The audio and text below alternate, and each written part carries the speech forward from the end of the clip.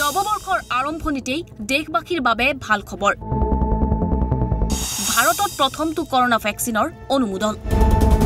Oxford ভেকচিনলৈ সেউজ সংকেত বিশেষজ্ঞ কমিটিৰ। দীৰ্ঘদিনীয়া অপেক্ষাৰ অন্ত পেলাই বছৰৰ প্ৰথমটো দিনতেই দেশবাসীয়ে লাভ কৰিলে কৰোনা ভেকচিনৰ প্ৰত্যাশা। কোভিডৰ দীঘলীয়া আতংকময় পৰিৱেশৰ মাজতেই কোভিচিল্ডে কঢ়িয়াই আনিছে ভাৰতৰ বাবে আশাৰ বতৰা।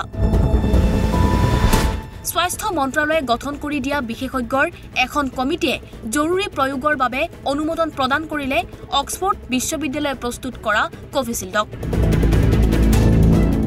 চেণ্ট্ৰেল ড্ৰাগছ ষ্টেণ্ডাৰ্ড কণ্ট্ৰল অৰ্গেনাইজেশ্যনৰ কোভিড-19 বিষয়ত বিশেষজ্ঞসকলৰ কমিটিত ভাৰতত সামগ্ৰিকভাৱে কোভিচিল্ড ব্যৱহাৰৰ বাবে অনুমোদন প্ৰদান কৰে।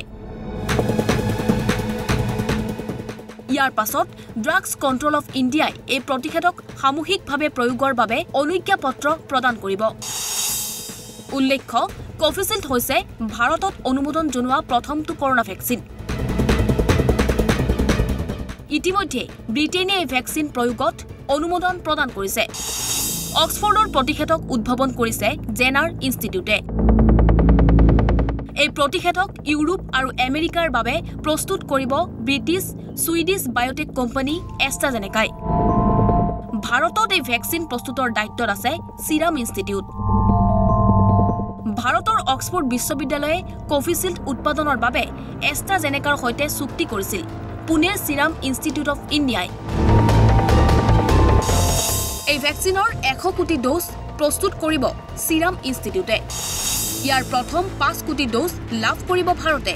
কেন্দ্ৰীয় চৰকাৰৰ বাবে প্ৰতিগৰাকী ব্যক্তিৰ নামত কোভিচিল্ডৰ মূল্য হৈছে 440 টকা।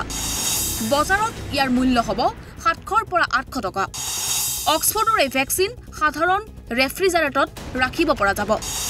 ইনজেকশ্যনৰ সহায়ত পেশীত দিয়া হ'ব ভেকচিন। আনহাতে কোভিচিল্ড অনুমোদন কৰাৰ পিছত ভাৰতত বায়'টেকৰ কোভাক্সিনৰ ব্যৱহাৰৰ অনুমোদন বিচাৰি আবেদন কৰিছিল যদিও এই ক্ষেত্ৰত চূড়ান্ত সিদ্ধান্ত প্ৰদান কৰা নাই বিশেষজ্ঞৰ সমিতিয়ে। সমগ্ৰ দেশবাসীয়ে বিনামূলীয়াকৈ লাভ কৰিব কৰোনাৰ ভেকচিন। প্ৰথম পৰ্যায়ত 30 কোটি লোকক কৰোনাৰ ভেকচিন প্ৰদান কৰা হ'ব। আৰু আনহাতে প্ৰথম পৰ্যায়ত কেৱল স্বাস্থ্যকৰ্মী চিকিৎসক 60ৰ ঊৰ্ধৰ লোককহে দিয়া হ'ব ভেকচিন। নেশ্যনেল ডেস্ক ৰিপৰ্ট, ঈশান নিউজ।